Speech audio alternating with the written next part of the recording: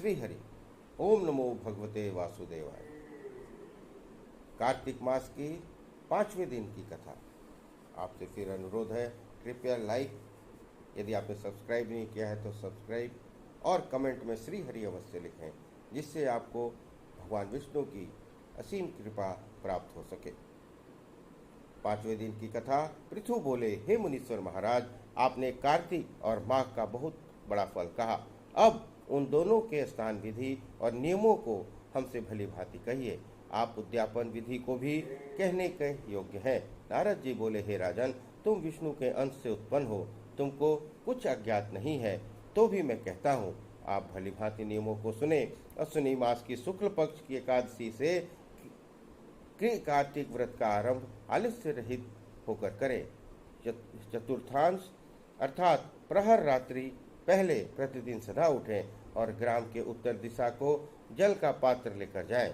दिन में संध्या के समय कान पर यज्ञोपवीत स्थापित कर उत्तर मुख करके भूमि में तृण बिछावें और सिर को वस्त्र से ढक दें।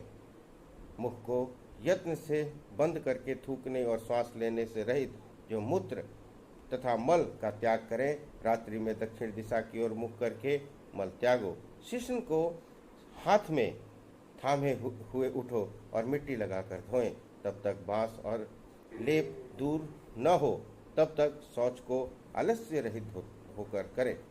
लिंग में 1 बार और 3 बार गुदा में, फिर दोनों में 4-4 बार गुदा में और 10 बार एक हाथ में, फिर दोनों हाथ मिला 7 बार मृतिका लगावें। यह गृहस्थों का शौच है। इससे दूना ब्रह्मचारी को कहा गया है, वानप्रस्थ में तिगुना और सन्यासियों को 4गुना शौच कहा गया है। जो शौच दिन में कहा है आधा, इसका आधा रात्रि में और उसके आधा रोगी को कहा है और रोगी को आधा मार्ग में कहा है। शौच कर्म से रहित मनुष्य की सब क्रिया निष्फल हो जाती है। मुख शुद्धि से रहित मनुष्य को मंत्र फलदायक नहीं होते। अतएव दांतों और जीभ की शुद्धि भी यत्न करके करें। दंत धावन से निमित्त वृक्ष की इस प्रकार प्रार्थना करें, आयु, बल, यश, तेज, संतति, द्रव्य, वेद पठन और बुद्धि, हे वनस्पति, तू हमको प्रदान करो।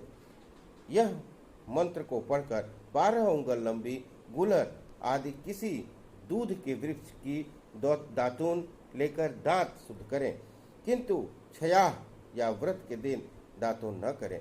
प्रतिपदा, अमावस्या, नवमी, छठ, रविवार तथा चंद्र और सूर्य ग्रहण में भी दंत धावन न करें।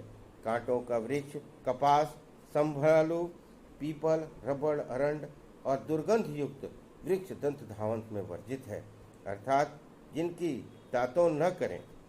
तदंतर प्रसन्न मन से पुष्प, गंध और तांबूल लेकर भक्ति युक्त हो भगवान विष्णु और शिव के मंदिर में जाएं। वहां देवता को पाद्य, अर्घ आदि उपचारों से पूजन, स्तुति और नमस्कार करके गीत आदि मंगल गान करें। ताल, वेणु, मृदंग आदि की ध्वनि से युक्त नाचने वाले समेत गवैयों का फूल, चंदन आदि से सत्कार करें।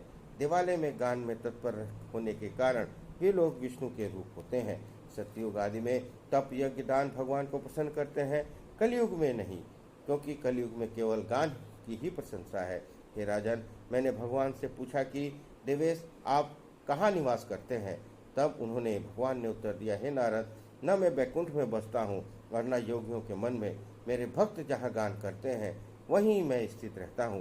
गंध, पुष्प आदि से उन मेरे भक्तों की जो पूजा की जाती है उससे जैसा मैं प्रसन्न होता हूँ वैसा अपने पूजन से प्रसन्न नहीं होता। मेरे पुराण की कथा, मेरे भक्तों का गान सुनकर जो मूढ़ मनुष्य निंदा करते हैं वे निश्चय ही मेरे द्वेष के योग्य हैं। सिरस, धतूरा, कुरैया, सेमल, अकौवा, अमलतास के फूलों और तथा अक्षतों से विष्णु नहीं पूजे जाते तथा इन सब को विष्णु की मूर्ति पर न चढ़ावें। गुड़हर, कुंद, सिरस, जूही, चमेली, केतकी के फूलों से शिव जी की पूजा नहीं करनी चाहिए। लक्ष्मी की इच्छा रखने वाला मनुष्य तुलसी पत्र से गणेश की और दुर्वा से दुर्गा जी की पूजा न करे। तैसे ही अगस्त के फूल से सूर्य की पूजा न करे। पूजा में जिन देवताओं के लिए जो पुष्प विदित है उससे ही पूजा विधि संपन्न करके देव भगवान से क्षमा करता हुआ कहें, हे सुरेश्वर, अर्थात देवताओं के स्वामी, जो मैंने मंत्रहीन, क्रियाहीन और भक्तिहीन पूजन किया है, हे देव यह पूर्ण हो। तदंतर प्रदक्षिणा करके दंडवत प्रणाम करें और भगवान से अपराध क्षमा करा के गान आदि समाप्त करें। जो मनुष्य कार्तिक की रात्रि में विष्णु और शिव की भली भांति पूजन करेंगे, वे मनुष्य अपने पुरुषों समेत पाप रहित हो वैकुंठ भवन में जाएंगे। इस प्रकार कार्तिक महात्म्य का 5वां दिन की कथा समाप्त हुई। बोलिए विष्णु भगवान की जय। बोलिए तुलसी महारानी की जय।